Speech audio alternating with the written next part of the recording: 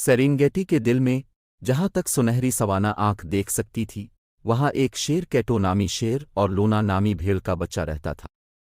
वो एक गैर मुतवक्के जोड़ी थे, लेकिन किस्मत ने उन्हें इंतहाई गैर मामूली अंदाज में इकट्ठा किया था। लोना को उसके छोटे साइज और कमज़ोर आइन की वजह से पैदाइश के फौरन बाद इसके रेवड़ ने छोड़ दिया था। उसने खुद को एक ऐसी दुनिया में अकेला पाया जहां जिंदा रहना रोज़ाना की जिदोजहद थी। अपनी नर्म सफ़ेद ऊनी और मासूम आंखों के साथ लोना उन शिकारियों के लिए आसान शिकार थी जो वसी घास के मैदानों में घूमते थे। एक दिन जब लोना पानी के सुराख के करीब चल रही थी, कैटो ने इसे दूर से देखा। जब वो चुपके से करीब आया तो उसके ताकतवर पट्टे इसके सुनहरी ईयल के नीचे से फड़फड़ा रहे थे। इसकी शिकारी जबिलतें इस पर काबू पा रही थीं।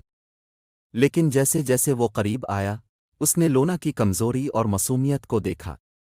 झपटने के बजाय वो जिम गया, इसकी नर्म मौजूदगी के सहर में। लोना ने ऊपर देखा और ताकतवर शेर को करीब आते देखा।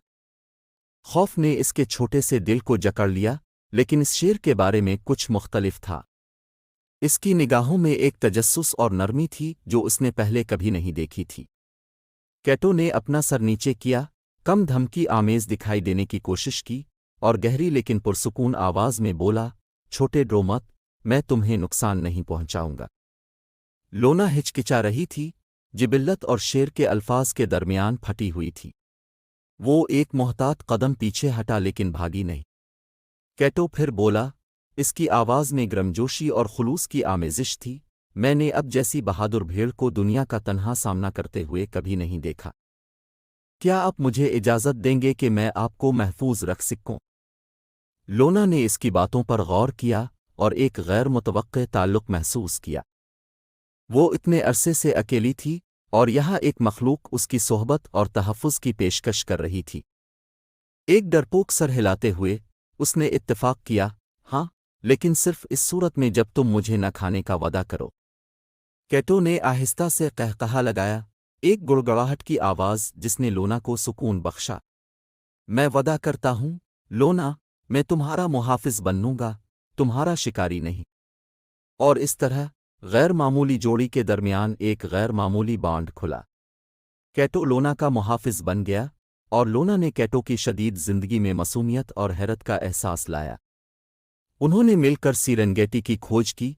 कैटो की ताकतवर मौजूदगी किसी भी मुमकिना खतरात से बचाती थी, जबकि लोना की नर्म तबीयत ने इसे दुनिया की खूबसूरती की याद दिलाई। उनकी गैर मामूली दोस्ती के बारे में बात फैल गई और सवाना के कोने कोने से जानवर उसका मुशाहिदा करने आए। कैटो और लोना की कहानी इस हकीकत का सबूत बन गई कि बाज़ औक़ात सबसे ज़्यादा गैर मुतवक्के ताल्लुक़ सबसे ज़्यादा गहरा हो सकता है। जैसे जैसे मौसम बदलते गए और साल गुजरते गए, कैटो और लोना की दोस्ती परवान चढ़ती रही। कैटो का कभी तन्हा वजूद अब हंसी और सोहबत से भरा हुआ था और लोना उसकी हिफाजत के साथ मजबूत होती गई। उन्होंने साबित किया कि रहमदिली और हमदर्दी की कोई हद नहीं, इन इख्तिलाफ़ात से बालातर होकर जो कुदरत ने उन्हें अता की थी। और इस तरह वसी अफ्रीकी आसमान के नीचे एक शेर और एक भेड़ के बच्चे ने दुनिया को सिखाया कि सच्ची दोस्ती इंतहाई गैर मामूली जगहों पर पैदा हो सकती है, जो हमें हमेशा के लिए याद दिलाता है कि सख्त तरीन दिलों को भी नर्म तरीन रूहों से काबू किया जा सकता है।